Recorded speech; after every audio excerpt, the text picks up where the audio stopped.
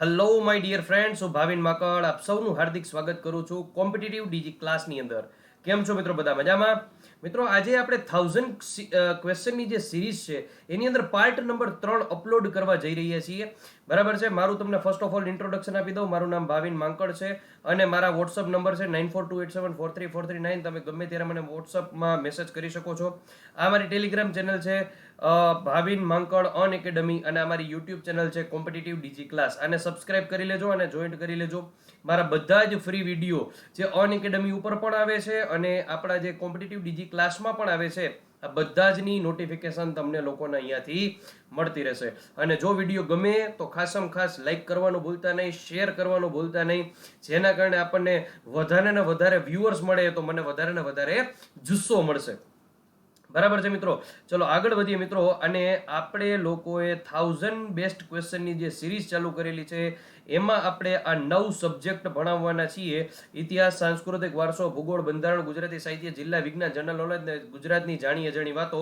એમાં મિત્રો આપણે 11 ક્વેશ્ચન કરેલા છે ઇતિહાસના, અને આપણે ઇતિહાસ સબ્જેક્ટ જ આગળ ચાલુ છે.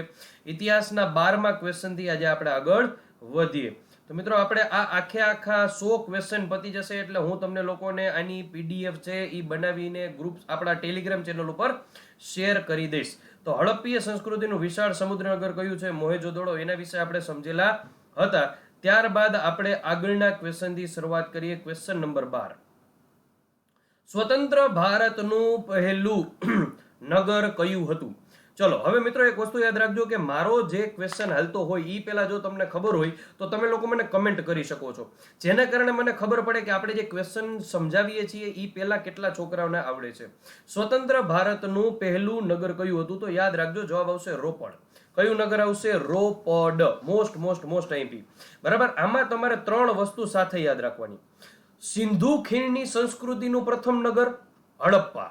સિંધુ ખીણની સંસ્કૃતિનું પ્રથમ નગર તો કે હડપ્પા. સ્વતંત્ર ભારતનું પહેલું નગર રોપડ. સ્વતંત્ર ભારતનું પ્રથમ નગર રોપડ. અને ગુજરાતનું પ્રથમ નગર કયું? ગુજરાતનું પ્રથમ નગર કયું? રંગપુર. Most IMP. આ 3 યાદ રાખવાના. ફરીથી બોલું. સિંધુ ખીણનું પહેલું હડપ્પા, સ્વતંત્ર ભારતનું પહેલું રોપડ, ગુજરાતનું પહેલું કયું? રંગપુર. બરાબર. આ યાદ રાખવાનું રહેશે. સ્વતંત્ર ભારતનું પહેલું ક્યારે શોધાણું? હડપ્પા. એ આપણને બધાઈને ખબર છે. અને હડપ્પા કઈ સાલમાં શોધાણું? જો તમને ખબર હોય તો જરૂરથી કમેન્ટ કરો ફટાફટ. અને કોણે શોધ્યું એ પણ કમેન્ટ કરો. ઓકે. રંગપુર. તો હું તમને રંગપુર છે અને રોપડ છે તો બંનેની વાત કરું. સ્વતંત્ર ભારતનું પહેલું શોધાયેલું કયું? તો કે રોપડ. ઓકે. તો આપણે સમજીએ કે રોપડ છે ક્યાં? તો કે હાલના ભારતના પંજાબમાં છે. પંજાબ પાકિસ્તાનમાં પણ થોડો ઘણો હિસ્સો આવેલો છે, યાદ રાખજો. બરાબર છે ને? ભારતની અંદર જે પંજાબ છે ત્યાં રોપડ આવેલું છે. આ રોપડને રૂપનગર પણ કહેવાય છે. રોપડને રૂપનગર પણ કહેવાય છે. અને કઈ નદી કિનારે આવેલું છે? યાદ રાખજો, સતલજ. સતલજ નદી કિનારે આવેલું છે આપણું રોપડ.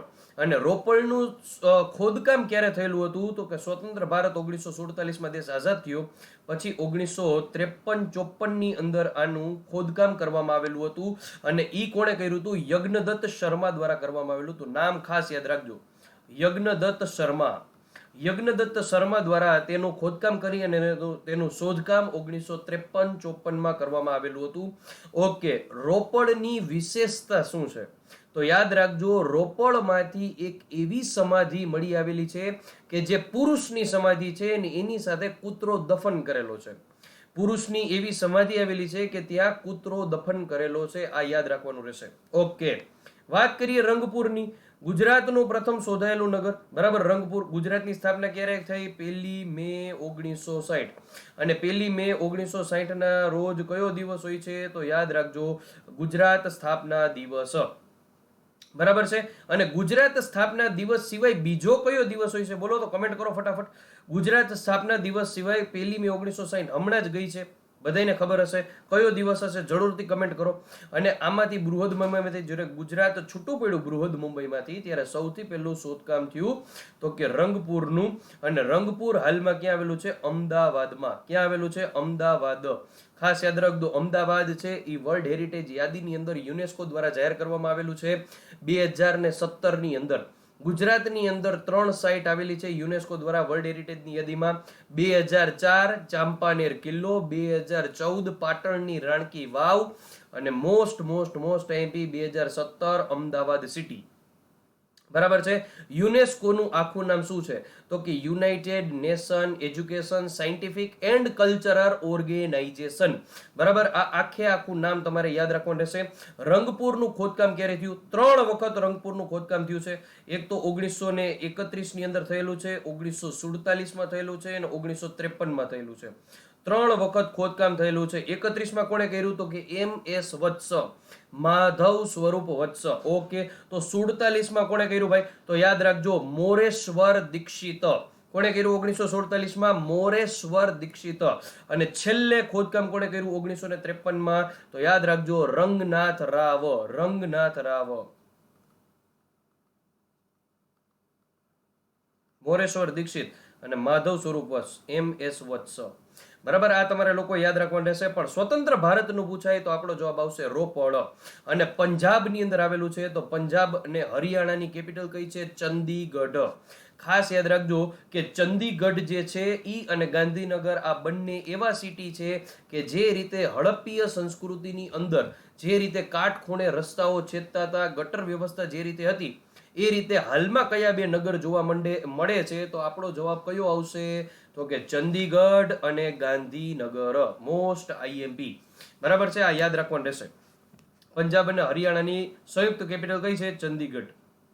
મિત્રો, આ જ રીતે આપણે સંપૂર્ણ હજારે ક્વેશ્ચન કરવાના છીએ. જો વિડીયો ગમતો હોય તો જરૂરથી લાઈક કરીને શેર કરવાનું ભૂલતા નહીં. હડપ્પીય સંસ્કૃતિના નગરોમાં સૌથી વધુ નગરો કઈ નદીના કિનારે જોવા મળે છે? ઝડપથી કમેન્ટ કરો, કઈ નદી આવશે? યાદ રાખજો કઈ નદી આવશે? સૌથી વધારે નગરો કેને એટલે મોટા ભાગના લોકો સિંધુ નદી ટીક કરશે. અને જેવો સિંધુ નદી જવાબ કરશે એટલે જવાબ પડશે ખોટો. કારણ કે હડપ્પીય નગરોના સિંધુ ખીણની સંસ્કૃતિ ભલે કહેવાય, પણ સિંધુ નદીના કિનારે સૌથી વધારે નગરો નહીં આવે. સરસ્વતી નદીના કિનારે આવશે. કઈ નદી? સરસ્વતી નદી. અને યુપી બાજુ અને બિહાર બાજુ આ સરસ્વતી નદીને ઘગ્ગર હાંકડા નદી તરીકે પણ ઓળખવામાં આવે છે. કઈ નદી? ઘગ્ગર હાંકડા. લાસ્ટ લેક્ચરમાં આપણે ચર્ચા કરેલી હતી કે સિંધુ નદી પહેલા ભારતમાંથી વહેતી હતી, પણ હાલમાં ક્યાંથી વહે છે? માત્ર ને માત્ર પાકિસ્તાન ઓક્યુપાઈડ કાશ્મીર POK માંથી જ નીકળે છે. ઓકે, એક અહીંથી પ્રશ્ન, POK ની કેપિટલ કઈ છે? બોલો તો, POK ની કેપિટલ કઈ છે? ઝડપથી જવાબ આપો. POK ની કેપિટલ કોને ખબર છે? ઝડપથી મને કમેન્ટ કરો. બરાબર, અને હાલમાં પાકિસ્તાનની મુખ્ય નદી સિંધુ નદી છે. ખાસ યાદ રાખજો. સરસ્વતી નદી, સરસ્વતી નદીની જો વાત કરીએ ને મિત્રો, તો સરસ્વતી નદીને શ્રાપ મળેલો છે કે ઈ કોઈ દિવસ સમુદ્રને મળશે નહીં, હંમેશા તે કુંવારિકા નદી જ રહેશે. એટલા માટે જ એ સૌથી પહેલા ઉત્તરાખંડમાંથી નીકળે છે, ત્યાં પણ કુંવારિકા નદી છે, ત્યાં પણ તે સમુદ્રને મળતી નથી. ગુજરાતમાં તે સાબરમતી નદી આવે છે.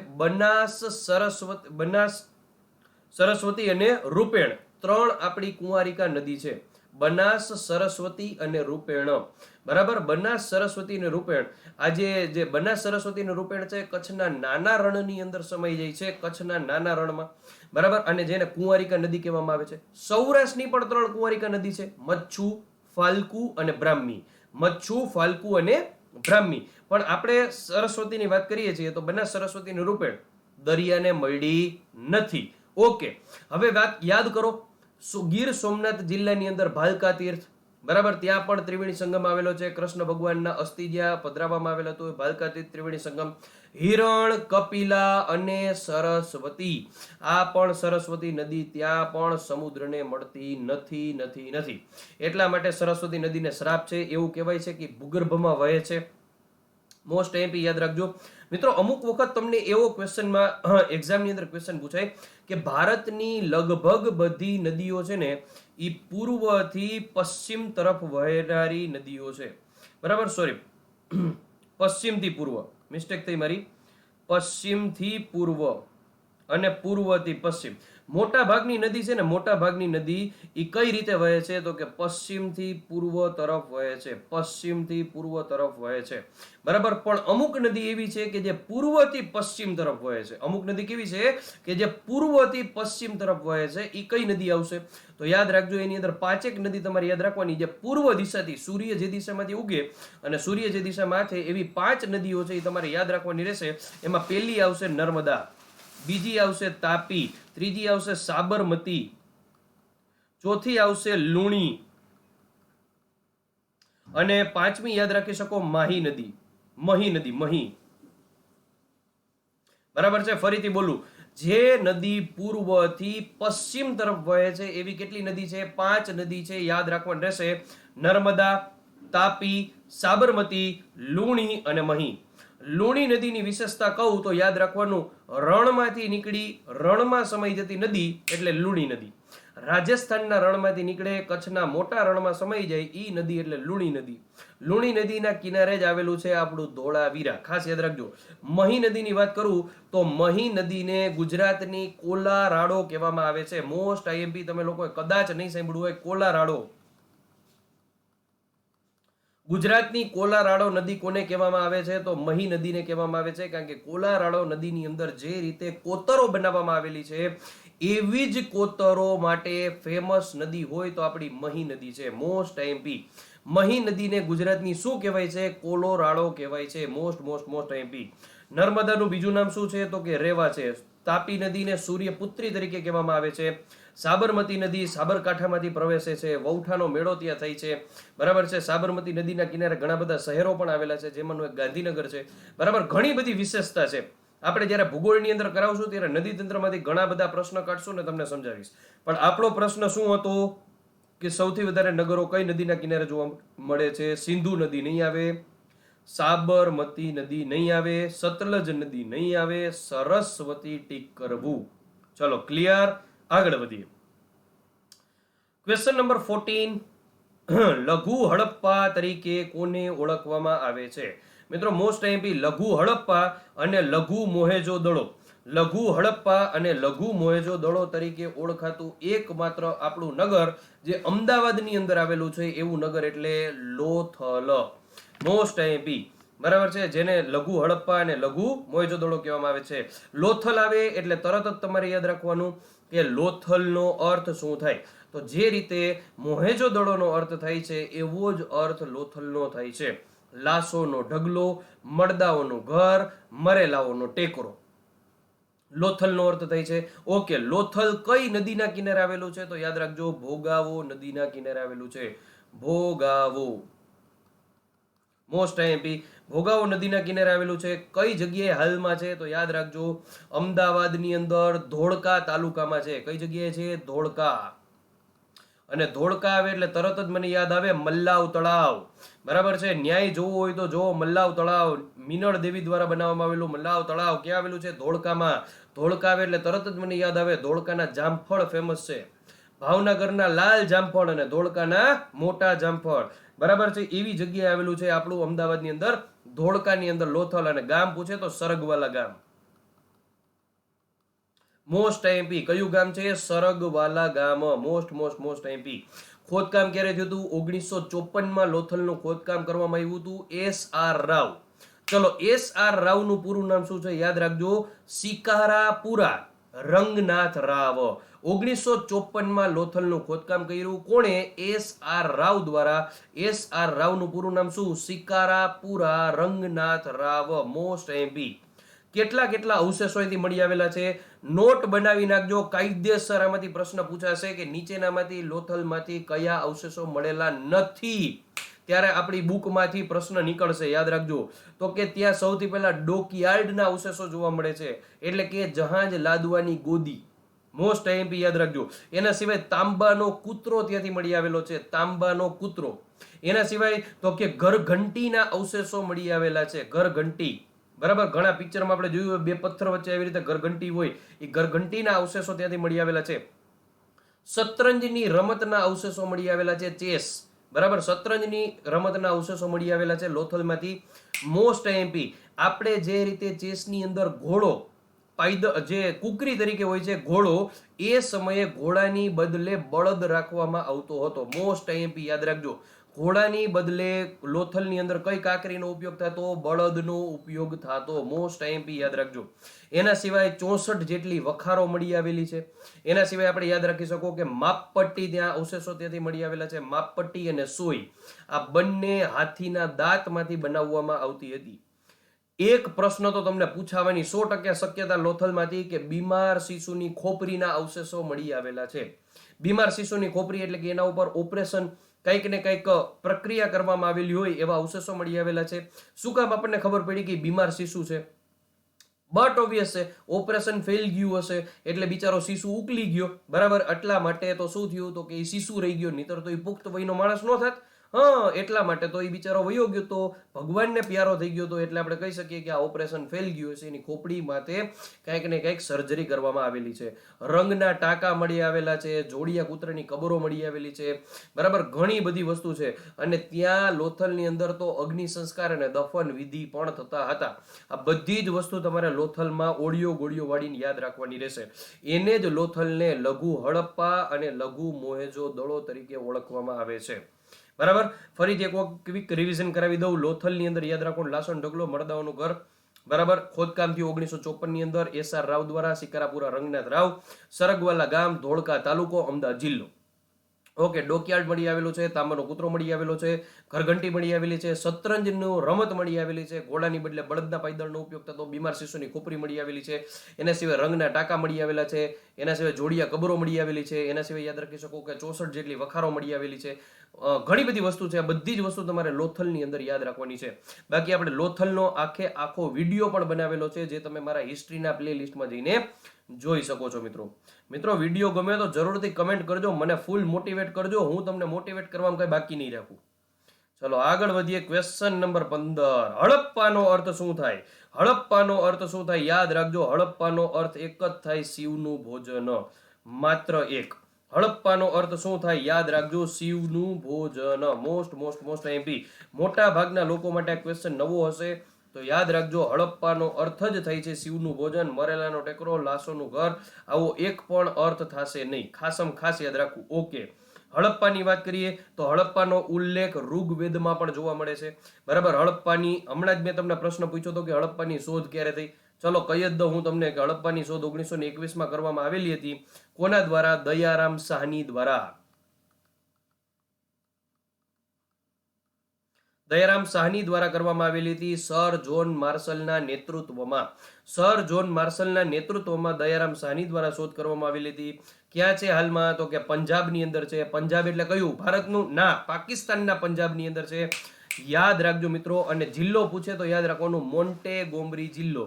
કયો જિલ્લો? મોન્ટેગોમરી જિલ્લો. મોન્ટેગોમરી જિલ્લો. યાદ રાખજો. અર્થ શું થાય? શિવનું ભોજન. અને હડપ્પામાંથી તમારે ખાસ યાદ રાખવાનું છે કે એક નૃત્યકારની મૂર્તિ મળી આવેલી છે. કઈ મૂર્તિ મળી આવેલી છે? નૃત્ય કરતા પુરુષની મૂર્તિ મળી આવેલી છે, જે ભગવાન શિવની મૂર્તિ હોય એવું માનવામાં આવે છે. અને આ જે મૂર્તિ મળી આવેલી છે એ કયા પથ્થરની હતી? યાદ રાખજો, શેલખડી પથ્થરની હતી. શેલખડી પથ્થરની આ મૂર્તિ મળી આવેલી છે. મોસ્ટ આઈએમપી યાદ રાખજો. હડપ્પામાંથી તમને આ પ્રશ્ન 100% પૂછાવાની શક્યતા છે કે જે ભગવાન શિવની નૃત્ય કરતી મૂર્તિ મળી આવેલી છે એ કયા પથ્થરની હતી? શેલખડી પથ્થરની હતી. 1921 ની અંદર આપણે યાદ રાખવાનું છે કે આનું ખોદકામ કરવામાં આવ્યું હતું દયારામ સાહની દ્વારા. અને 1921 આવે એટલે મને તરત જ મારા કાન ચમકે ભાઈ. શું કામ કાન ચમકે? કારણ કે કોંગ્રેસના 4 અધિવેશન ગુજરાતમાં ભરાયેલા છે. 1902, 1907, 1921 અને 1938. એમાંનું ત્રીજું અધિવેશન પણ અમદાવાદ સુરત. તો આ ત્રીજું અધિવેશન ક્યાં ભરાયેલું હતું? 1921માં અમદાવાદમાં ભરાયેલું હતું. એ સમયે જ હડપ્પાના ખોદકામ કરવામાં આવેલું હતું દયારામ સાહની દ્વારા. મજા આવી ગઈ ને મિત્રો? યસ, બરાબર છે. તો આગળ વધીએ ક્વેશ્ચન નંબર 16 ની અંદર. છઠ્ઠી કાઢીને મૂકી દેશું. ચાલો. અનાજના કોઠારો એટલે કે વખાર ક્યાંથી પ્રાપ્ત થાય છે? Most IMP.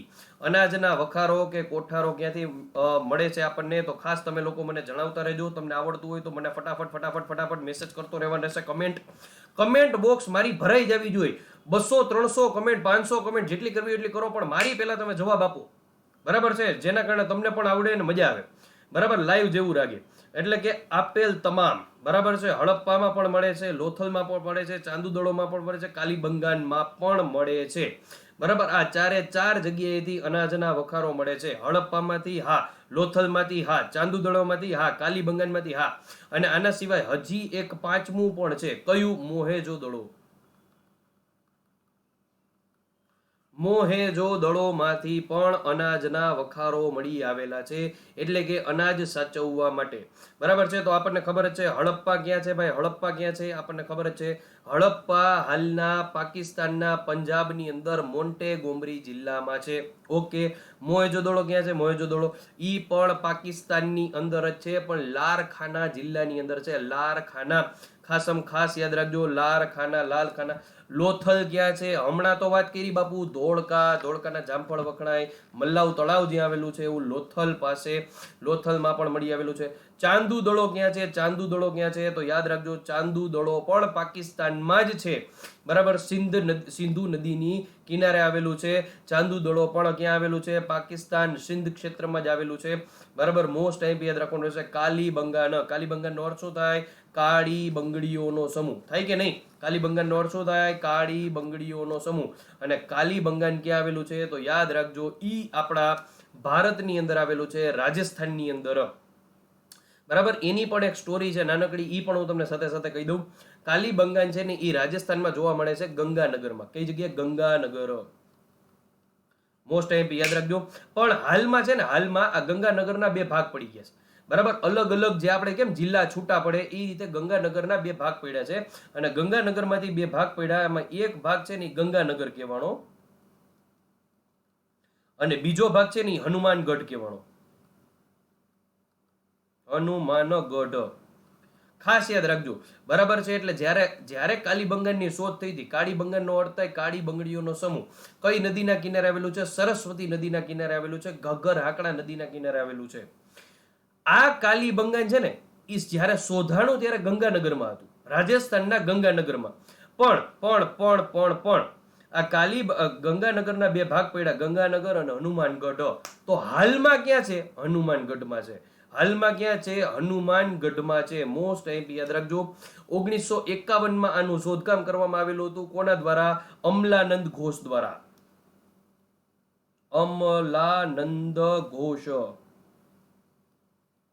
અમલાનંદ ઘોષ દ્વારા કાલીબંગાનનું શોધકામ કરવામાં આવેલું હતું.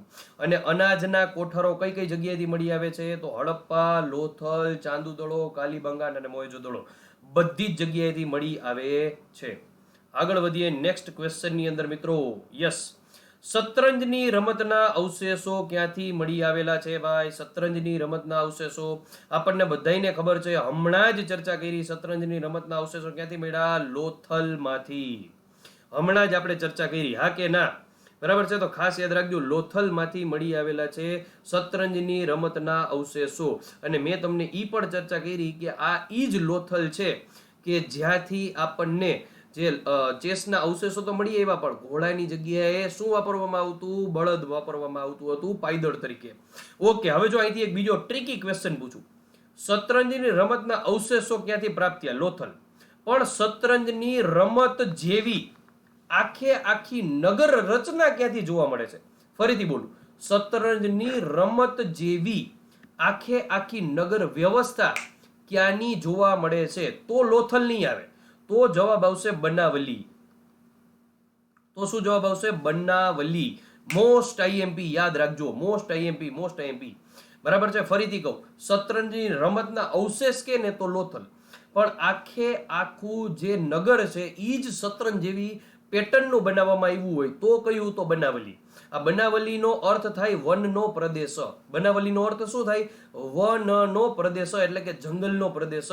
અને એ ક્યાં આવેલું છે બનાવલી? હરિયાણા. અને હરિયાણાની અંદર પણ ક્યાં? હિસાર જિલ્લો. હરિયાણામાં પણ ક્યાં? હિસાર જિલ્લામાં આવેલું છે ને એ આખે આખું નગર છે ને એ શતરંજની રમત જેવું બનાવવામાં આવેલું હતું. આ બનાવલીની શોધ ક્યારે થઈ હતી એ પણ કહી દઉં. 1973-74 માં RS બિસ્ટ એટલે કે રવિન્દ્રનાથ બિસ્ટ દ્વારા કરવામાં આવેલી હતી. RS બિસ્ટ રવિન્દ્રનાથ બિસ્ટ દ્વારા 1973 ની અંદર 73-74 માં બનાવલીની શોધ કરવામાં આવેલી હતી. હરિયાણા હિસાર જિલ્લો. પંજાબ અને હરિયાણાની કેપિટલ કઈ છે? ચંદીગઢ. હરિયાણાના મુખ્યમંત્રી કોણ છે? મનોહરલાલ ખટ્ટર. બધું જ વસ્તુ યાદ રાખવાની રહેશે, બરાબર છે. અને એના સિવાય આપણે યાદ રાખવાનું કે આ બનાવલીમાંથી અમુક અવશેષો મળી આવેલા હતા. જે શતરંજ જેવું નગર હતું એમાંથી ઈ પણ યાદ રાખજો તો કે પકવેલી માટીનું હળનું રમકડું મળી આવેલું હતું બનાવલીમાંથી. પકવેલી માટીનું હળનું રમકડું બની આવેલું હતું, ત્યાંથી મળેલું હતું. મોસ્ટ આઈએમપી આ બનાવલીનું યાદ રાખવાનું રહેશે તમારે. આગળ વધીએ.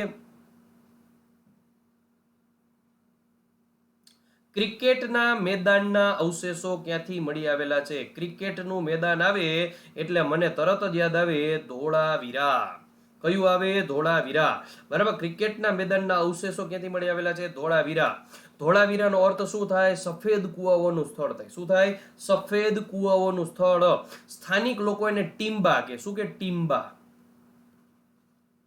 યાદ રાખજો. અને ધોળાવીરા હડપ્પીય સંસ્કૃતિનું એકમાત્ર એવું નગર હતું કે જે 3 ભાગમાં ડિવાઇડેડ હતું. બાકીના બધા જ નગરો દ્વિસ્તરીય હતા. ધોળાવીરા ત્રિસ્તરીય નગર હતું. મોસ્ટ આઈએમપી યાદ રાખજો. અને ધોળાવીરામાં 3 ભાગ હતા. બધાય નગરોમાં એવા હતા કે દ્વિસ્તરીય હતા અને બધાયની ફરતે કિલ્લેબંધી હતી, જેના કારણે કોઈનું આક્રમણ થાય તો બચી શકાય. ધોળાવીરા એકમાત્ર એવું નગર હતું કે જેની ફરતે કિલ્લેબંધી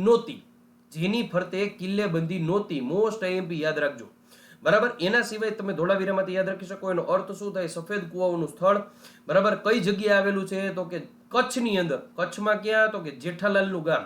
તારક મહેતા તો આપણે બધા જોતા જોઈએ. જેઠાલાલ ભચાઉ ગામ, ભચાઉ તાલુકો, ભચાઉ. અને ગામ કયું? ગામ કયું? ખાસ ભચાઉની અંદર આવેલું છે. ગામ કયું? ખદીર બેટ. અને ભચાઉ આવે ને એટલે મને તરત જ યાદ આવે ભચાઉનું એક ગામ, ધ્રાંગ ગામ. આ શેના માટે હતું મિત્રો? યાદ કરો. 26મી જાન્યુઆરી 2001 ગુજરાતની અંદર મહાભૂકંપ આવ્યો. એનું એપી સેન્ટર કયું હતું? ધ્રાંગ ગામ હતું. ભચાઉ તાલુકોનું કચ્છ ગામ. મોસ્ટ એપી ત્યાં આવેલું છે ખદીર બેટમાં. અને ખદીર બેટ એટલે યાદ રાખજો કે કચ્છની અંદર જે પર્વતો છે એને ધાર કહેવામાં આવે. શું કહેવામાં આવે? ધાર. અને એની અંદર જે ઉત્તર ધાર છે એના 6 ડુંગર યાદ રાખવાના. 7 ડુંગર છે, બરાબર. યાદ રાખવાનું. કાળો, ખારો, ગારો, પચ્છમ ખદીર બેલા, બરાબર છે. આ જે ખદીર છે ને ત્યાં આવેલું છે આપણું ધોળાવીરા. અને ત્યાં ક્રિકેટના મેદાનના અવશેષો મળી આવેલા છે. એના સિવાય ત્રિસ્તરીય નગર હતું. 10 અક્ષરનું સાઇન બોર્ડ મળી આવેલું છે. એના સિવાય તમે કહી શકો સ્ટેડિયમના અવશેષો મળી આવેલા છે. પિક્ચર જોવા જતા મિત્રો એ સમયે વિચાર કરો, સ્ટેડિયમના અવશેષો મળી આવેલા છે. તાંબુ ગાળવાની ભઠ્ઠી મળી આવેલી છે ધોળાવીરામાંથી. તાંબુ ગાળવાની, બાપુ, તાંબુ ગાળવાની ભઠ્ઠી મળી આવેલી છે. વિચાર તો કરો એ સમયે કેટલું આગળ હશે આપણું ભારત, બરાબર છે. ખાસ યાદ રાખજો. અને વિશ્વના સૌથી જૂના થિયેટરના અવશેષો, ખાલી ગુજરાતના કે ભારતના નહીં બાપુ, વિશ્વના સૌથી જૂના થિયેટરના અવશેષો ત્યાંથી મળી આવેલા છે. મોસ્ટ આઈએમપી આપણે લોકો યાદ રાખવાના છે. ક્રિકેટના મેદાનના અવશેષો ત્યાંથી મળી આવેલા છે. યાદ રાખજો ભૂલ્યા વગર. એના સિવાય નેક્સ્ટ ક્વેશ્ચનની અંદર આપણે જઈએ તો પોલોની રમત રમતા રમતા કયા રાજાનું મૃત્યુ થઈ ગયું હતું? Most IMP Qutbuddin Aibak. આ કોણ હતો? કુતુબુદ્દીન આઈબક. યાદ રાખજો. ગુલામ વંશની સ્થાપના કરનાર હતો કુતુબુદ્દીન આઈબક.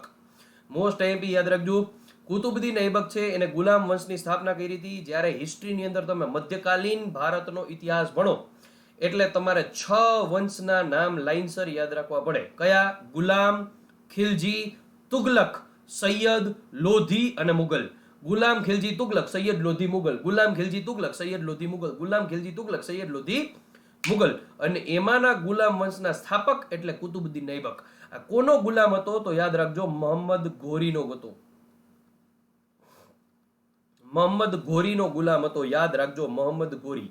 મિત્રો યાદ રાખજો આ મોહમ્મદ ઘોરી એટલે ઈ વ્યક્તિ કે જેણે મોહમ્મદ ઘોરી એટલે 1191 ને 1192 તરાઈનું પ્રથમ યુદ્ધ અને તરાઈનું બીજું યુદ્ધ પૃથ્વીરાજ ચૌહાણ સાથે કરેલું હતું. કયા પૃથ્વીરાજ હારે? તો યાદ રાખજો, પૃથ્વીરાજ ચૌહાણ ત્રીજો. પૃથ્વીરાજ ચૌહાણ ત્રીજા સાથે કુતુબુદ્દીન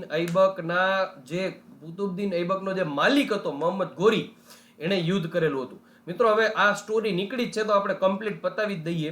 બરાબર છે? જો યાદ રાખજો, સિદ્ધરાજ જયસિંહ, બરાબર, સિદ્ધરાજ જયસિંહની એક માનેલી પુત્રી હતી જેનું નામ હતું કંચના દેવી. આ કંચના દેવીના લગ્ન થયા અને કંચના દેવીનો જે પુત્ર આવ્યો જેનું નામ હતું સોમેશ્વર.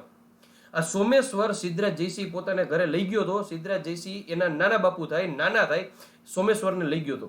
ઓકે, તમને મસ્ત સ્ટોરી ક્લિયર કરાવું. જો યાદ રાખો, આ સિદ્ધરાજ જયસિંહની એક પુત્રી એટલે કંચના દેવી. આ કંચના દેવીનો હસબન્ડ એટલે અરુણોરાજ. આ અરુણોરાજ અને કંચના દેવીનો એક પુત્ર હતો જેનું નામ હતું સોમેશ્વર. અને સોમેશ્વરની એક બેન હતી જેનું નામ હતું જલહણા. ખાસ યાદ રાખજો. ફરીથી કહું, સિદ્ધરાજ જયસિંહ એની એક માનેલી પુત્રી હતી જેનું નામ હતું કંચના દેવી. એના લગ્ન થયા અરુણોરાજ હારે અને અરુણોરાજનો પુત્ર અને કંચના દેવીનો પુત્ર એટલે સોમેશ્વર. અને આ સોમેશ્વરના નાના બાપુ કોણ થાય? સિદ્ધરાજ જયસિંહ. બરાબર, અરુણોરાજ કે એના પિતા સિદ્ધરાજ જયસિંહ ઉપર હુમલો ન કરે એટલે એના દોહિત્રાને પોતાના ઘરે લઈ ગયા હતા. સિદ્ધરાજ જયસિંહ મોસ્ટ એમપી યાદ રાખજો. અને સિદ્ધરાજ જયસિંહના મમ્મી કંચના દેવી એના પપ્પા એટલે સોમેશ્વરના મમ્મી એટલે કંચના દેવી એના પપ્પા એટલે સિદ્ધરાજ જયસિંહ. સોમેશ્વરની બેન એટલે જલહણા. અને આ જલહણાના લગ્ન કોની સાથે થયા? કુમારપાળ સાથે.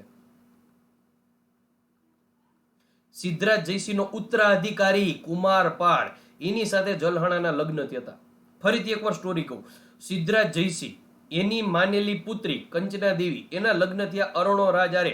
એનો પુત્ર એટલે સોમેશ્વરની બેન એટલે જલહણાના લગ્ન થયા હતા કુમારપાળ સાથે. કુમારપાળ એટલે કોણ? સિદ્ધરાજ જયસિંહનો ઉત્તરાધિકારી. ઓકે, સોમેશ્વરનો પુત્ર એટલે આપણો પૃથ્વીરાજ ચૌહાણ. અને આ પૃથ્વીરાજ ચૌહાણની સાથે 1191 અને 1192 ની અંદર મોહમ્મદ ગોરી સાથે યુદ્ધ થયું હતું. તરાઈનું પ્રથમ અને તરાઈનું બીજું યુદ્ધ. મિત્રો 1191 જયારે તરાઈનું પ્રથમ યુદ્ધ થયું ને ત્યારે બધા ભારતના રાજપૂત રાજાઓ ભેગા થઈ અને મોહમ્મદ ગોરીના પાટિયા બિહાડી દીધા હતા. બરાબર, એવું કહેવાય છે કે 1 લાખનું સૈન્ય લઈને મોહમ્મદ ગોરી આવ્યો તો ખાલી 2 જણાને જીવતા રહેવા દીધા હતા આપણા પૃથ્વીરાજ ચૌહાણે. બાકી બધાને કાપી નાખ્યા હતા. બરાબર છે? અને ઈ 2 જણા એટલે કોણ? તો કે મોહમ્મદ ગોરી અને એનો ગુલામ કુતુબુદ્દીન ઐબક. બરાબર છે? પછી પૃથ્વીરાજ ચૌહાણ એને જીવતો મૂકી દીધો. આ એની જિંદગીની મોટામાં મોટી ભૂલ. અને જીવતો મૂકી દીધો કોને? તો કે મોહમ્મદ ગોરીને અને કુતુબુદ્દીન ઐબકને. દુશ્મન છે એ આપણી કમજોરી જાણી ગયો એટલે વાત થઈ ગઈ પૂરી. મિત્રો, બીજા વર્ષે જ 1192 પાછો મોહમ્મદ ગોરીને પૃથ્વીરાજ ચૌહાણ ઉપર હુમલો કરે છે. અને આ વખતે 1 લાખનું નહીં, 1.5 થી 2 લાખનું સૈન્ય લઈને આવે છે. અને મિત્રો, પૃથ્વીરાજ ચૌહાણ ઉપર હુમલો કરે છે. અને આ વખતે પૃથ્વીરાજ ચૌહાણને કોઈ પણ રાજપૂત રાજાઓ સાથ નથી આપતા. અને પૃથ્વીરાજ ચૌહાણ બિચારો એકલો પડી જાય છે. મોહમ્મદ ગોરી પૃથ્વીરાજ ચૌહાણને તરાઈના બીજા યુદ્ધની અંદર હરાવી દે છે અને એના ગળા ઉપર તલવાર રાખે છે પૃથ્વીરાજ ચૌહાણના અને કહે છે કે હું તારી મુંડી કાપી નાખીશ, પણ તે મને જીવતો જવા દીધો તો પૃથ્વી, તો હું તને કેમ મારી શકું? પણ જો હું વળતો હુમલો કરી શકું તો તું પણ વળતો હુમલો કરી શક. હું આ રિસ્ક ન લઈ શકું. એટલા માટે પૃથ્વીરાજ ચૌહાણને ધગધગતા સળિયા જે છે એની આંખની અંદર પોરવી દેવામાં આવે છે, આંધળો કરી નાખવામાં આવે છે પૃથ્વીરાજ ચૌહાણને, અને પોતાના જ મહેલની અંદર એને એક કેદી તરીકે આંધળાની જેવી જિંદગી કાઢવા માટે રાખી દે છે. હવે પૃથ્વીરાજ ચૌહાણના મહેલ ઉપર કબજો કરી લે છે મોહમ્મદ ગોરી. અને આ મોહમ્મદ ગોરીના એક દરબારની અંદર એક કવિ આવે છે જેનું નામ શું હોય છે? ચંદ્રબગદાઈ. આ ચંદ્રબગદાઈ આવે છે અને ચંદ્રબગદાઈ એક દુહો ગાય છે, અને દુહો ગાય છે ત્યારે મોહમ્મદ ગોરી ખુશ થઈ જાય છે અને કહે છે, માંગ બટા, તારે શું જોઈ છે? માંગ. ત્યારે મોહમ્મદ ગોરીની આટલી માંગણી કરવા છતાં પણ બોલતો નથી ચંદ્રબગદાઈ કે મારે કાંઈ નથી જોતું, મારા રાજાએ મને બધું આપ્યું છે. કોણ છે તારો રાજા? ઈ કે મારો રાજા પૃથ્વીરાજ ચૌહાણ. ત્યારે મોહમ્મદ ગોરી આખે આખો સળગી જાય છે. એટલે પૃથ્વીરાજ ચૌહાણને તો મેં એના જ મહેલની અંદર કેદ કરીને રાખ્યો છે, શું તું વાતું કરસ? એ કે તે ભલે મોહમ્મદ પૃથ્વીરાજ ચૌહાણને કેદ કરીને રાખ્યો હોય મોહમ્મદ ગોરી, પણ તું એની પાસેથી એક વિદ્યા કોઈ દિવસ નહીં છીનવી શકે. કઈ વિદ્યા? શબ્દ ભેદી બાણ મારે છે પૃથ્વીરાજ ચૌહાણ. એટલે ઈ કે તું ખાલી બોલ, એની આંખો ઉપર પટ્ટી હોય કે એની આંખું જ ન હોય તો પણ ઈ સચોટ નિશાન મારે. શું વાત કરે છે કે આવું તો મેં કોઈ દી સાંભળ્યું જ નથી મોહમ્મદ ગોરી કે. ચલો એક કામ કરીએ, આટલો બધો તને તારા રાજા ઉપર ગુરુર છે ને? તો કે હા છે. તો કાંઈ વાંધો નહીં, કે બોલાવો પૃથ્વીરાજ ચૌહાણને. ચંદ્રબગદાઈને કીધું કે તું દુહો ગા. એક પિંજરામાં કબૂતર રાખ્યું, અને જો તું આ કબૂતર નહીં કે પૃથ્વીરાજ ચૌહાણને દુહો ગાઈને શબ્દ બોલ, અને જો એ કબૂતરને મારી નાખે ને તો હું તને અને તારા રાજા બેયને છોડી દઈશ, બાકી બેયને હું કાપી નાખીશ. ચંદ્રબગદાઈ કે મંજૂર છે, મંજૂર છે, બોલાવો. સભા બેઠી, આખી સભા બેઠી, અને પૃથ્વીરાજ ચૌહાણ એને આખું હતી નહીં. મોહમ્મદ ગોરીનો ઈશારો કરવામાં આવ્યો. ચંદ્રબગદાએ દુહા ગાવાના ચાલુ કર્યા, પણ એ દુહામાં કબૂતરની બદલે પૃથ્વીરાજ ચૌહાણને મોહમ્મદ ગોરીનું એડ્રેસ આપ્યું. યાદ રાખજો, મોહમ્મદ ગોરીનું. અને પૃથ્વીરાજ ચૌહાણે પછી બાણ ચલાવ્યું, સીધે સીધું કબૂતરની બદલે ક્યાં? મોહમ્મદ ગોરીના દિલમાં ગરી ગયું. મોહમ્મદ ગોરી 7 માળ ઉપરથી જમીન ઉપર પડ્યો સીધો, દાંડિયા ડૂલ અહીંયા. બરાબર છે. અને પછી ખબર હતી ચંદ્રબગદાઈને કે હવે આપણે જીવશું નહીં, એટલા માટે બંને જણાએ, ચંદ્રબગદાએ પેલા પૃથ્વીરાજ ચૌહાણનું ગળું કાપી નાખ્યું, અને પછી પોતે કટાર ખાઈને ત્યાં તે મરી ગયા. આ તરાઈનું પ્રથમ યુદ્ધ ને તરાઈનું બીજું યુદ્ધ, મિત્રો યાદ રાખજો. અને પછી ગુલામ વંશની સ્થાપના કરવામાં આવી મોહમ્મદ ગોરીના સુબા કુતુબુદ્દીન ઐબક દ્વારા. અને આ કુતુબુદ્દીન ઐબક, મિત્રો એની પણ તમને સ્ટોરી કહી દઉં કે પોલોની રમત રમતા રમતા મૃત્યુ થયું હતું. મોટા ભાગના લોકો આવું જ જાણે છે, પણ એ હકીકતમાં પોલોની રમત નહોતી. ખાસ યાદ રાખજો, હકીકતમાં ઈ પોલોની રમત નહોતી. ખાસ યાદ રાખજો, ઈ એક રાજા, એક રાજપૂત રાજા હતા. એનો એ રાજપૂત રાજા ઉપર કુતુબુદ્દીન ઐબકે હુમલો કરેલો હતો, અને આ કુતુબુદ્દીન ઐબકે રાજપૂત રાજાને ગુલામ બનાવેલા હતા. અને પોતાનો એક જે રાજપૂત રાજાનો ઘોડો હતો, જે સફેદ કલરનો ઘોડો હતો, બરાબર છે, સફેદ કલરનો ઘોડો કુતુબુદ્દીન ઐબકને ખૂબ જ ગમી ગયો હતો. રાજપૂત રાજાનો આ ઘોડો હતો, એને પણ ઈ પોતે પોતાની સાથે લઈ આવ્યો હતો. હવે બન્યું એવું કે કુતુબુદ્દીન ઐબકને આ રાજપૂત રાજા છે એ બહુ જ નડવા માંડ્યો હતો. કેદી હોવા છતાં પણ કુતુબુદ્દીન ઐબકનું એક પણ વસ્તુ માનતો નહીં. કુતુબુદ્દીન ઐબકને નાકમાં દમ કરીને રાખી દીધું હતું. એટલે કુતુબુદ્દીન ઐબકે આ રાજપૂત રાજાનું ગળું કાપવાનો હુમલો કહી દીધું, ઓર્ડર આપી દીધો. અને આ રાજપૂત રાજાનું ગળું કાપી નાખવામાં આવ્યું. અને બધાય જે કુતુબુદ્દીન ઐબક અને એના સૈનિકો હતા એ ઘોડા ઉપર બેસી અને આ રાજપૂત રાજાના માથાથી પોલોની રમત જેવું રમતા હતા. હાથમાં લાકડી રાખી હતી અને દડા તરીકે આ રાજપૂત રાજાનું માથું હતું. મિત્રો બોલ નહોતો, યાદ રાખજો. અને રમત રમતા હતા. ત્યારે કુતુબુદ્દીન ઐબક આવે છે આ રમત રમવા માટે, કે એને એમ થાય છે કે ચાલો આપણે પણ રાજપૂત રાજાના માથાથી લાકડી લઈને ધબધબાટી બોલાવીએ. પણ એનો પ્રોબ્લેમ શું થઈ જાય છે ખબર છે? કે ઈ જે ઘોડા ઉપર બેઠો હોય છે ને કુતુબુદ્દીન ઐબક, ઈ આ સફેદ કલરનો ઘોડો હોય છે, અને રાજપૂત રાજાનો માનીતો ઘોડો હોય છે. પોતાના માલિકનું માથું જોવે છે ઘોડો, અને કુતુબુદ્દીન ઐબક ઘોડા ઉપર તબડક તબડક તબડક તબડક સીધો આગળ વધે છે. અને જ્યારે ઈ રાજપૂત રાજાના માથા ઉપર લાકડી મારવા જાય છે ને, ત્યારે ઘોડો કેટલો ખુમારી વાળો કહેવાય મિત્રો, યાદ કરો. ઈ ઘોડો પોતાના આગલા 2 પગ ઊંચા કરી નાખે છે, અને એટલી હદે ઊંચો થાય છે કે કુતુબુદ્દીન ઐબક ઓન ધ સ્પોટ નીચે પડે છે, માથા ઉપર વાગે છે, હેમરેજ થઈ જાય છે, અને ઓન ધ સ્પોટ કુતુબુદ્દીન ઐબકનું મૃત્યુ થઈ જાય છે. એવો આ ઘોડો ખુમારી વાળો, મિત્રો યાદ રાખો. એટલે પોલોની રમત નહોતી મિત્રો, આ યાદ રાખજો. ઇતિહાસના પાનાની અંદર આ વાતો કહેવામાં નથી આવી મિત્રો, કારણ કે બધાય જે ગ્રંથો લખેલા છે એ કુતુબુદ્દીન ઐબકના મુસ્લિમ સંતો દ્વારા લખવામાં આવેલા છે. એટલે હિન્દુ રાજપૂત રાજાઓની વાત કરવામાં નથી આવેલી. પણ આપણે યાદ રાખવું પડે, એક્ઝામમાં ક્યાંય નથી પૂછવાનું, પણ જસ્ટ ફોર યોર નોલેજ, બરાબર. ખાસમ ખાસ યાદ રાખજો, પોલોની રમત રમતા રમતા કયા રાજાનું મૃત્યુ થયું હતું? કુતુબુદ્દીન ઐબક. કુતુબુદ્દીન અહેમદ શાહ, તો યાદ રાખજો, જ્યારે અમદાવાદ વસાવ્યું અહેમદ શાહ દ્વારા, એનો પુત્ર એટલે કુતુબુદ્દીન અહેમદ શાહ, જેણે કાંકરિયા તળાવ બનાવેલું હતું. કાંકરિયા તળાવનું જૂનું નામ એટલે હોજો કુતુબદ. 1451 બનાવ્યું હતું મિત્રો, હોજે કુતુબદ. અને વચ્ચે આવેલી છે નગીના વાડી, મોસ્ટ આઈએમપી. હાલમાં SBI નો સિમ્બોલ છે, આ પણ યાદ રાખજો, બરાબર. જલાલુદ્દીન ખિલજી વંશની સ્થાપના કરી હતી. આ ખિલજી વંશની સ્થાપના જલાલુદ્દીન ખિલજીએ કરેલી હતી. એને મારીને દિલ્હીના તખ્ત ઉપર બેસનાર રાજા એટલે અલાઉદ્દીન ખિલજી. અલાઉદ્દીન ખિલજી ખાસ ખાસ ખાસ યાદ રાખજો. અલાઉદ્દીન ખિલજી આવે એટલે તરત જ આપણને શું યાદ આવે? પદ્માવત મૂવી યાદ આવે. બરાબર છે. આ ખાસમ ખાસ આપણે યાદ રાખવાનું રહેશે. આ બધી જ સ્ટોરી આપણે યાદ રાખવાની રહેશે. ધીમે ધીમે ક્વેશ્ચન આગળ વધશે એટલે આપણે લોકો બધા જ ક્વેશ્ચન આટલી જ ડીપમાં ક્વેશ્ચન સોલ્વ કરવાના છીએ. મિત્રો ખાસ મારું એક જ કામ કરવાનું છે, તમારે વધારે ને વધારે સ્ટુડન્ટ પાસે આ વિડીયો પહોંચાડવાનો છે. અને જો ગમે તો કમેન્ટ કરવાનું તો ભૂલવાનું થતું નથી. છેલ્લો ક્વેશ્ચન જોઈએ આજના દિવસનો. 20 નંબરનો ક્વેશ્ચન, 20મા નંબરનો. ધોળાવીરાવાળામાંથી મળી આવેલું 10 અક્ષરનું સાઇન બોર્ડ કઈ લિપિમાં હતું? મિત્રો એની લિપિ શોધાણી જ નથી. એની લિપિ શોધાણી જ નથી. ખાસ ખાસ ખાસ યાદ રાખજો. ઓકે, બ્રાહ્મી, ખરોષ્ટી, અરમાઈ, ક. મિત્રો આ અરમાઈ ક છે. ખાસ યાદ રાખજો. આ ત્રણે ત્રણ લિપિની અંદર અશોકના શિલાલેખ જોવા મળે છે. બરાબર, જુનાગઢમાં પણ અશોકનો શિલાલેખ આવેલો છે.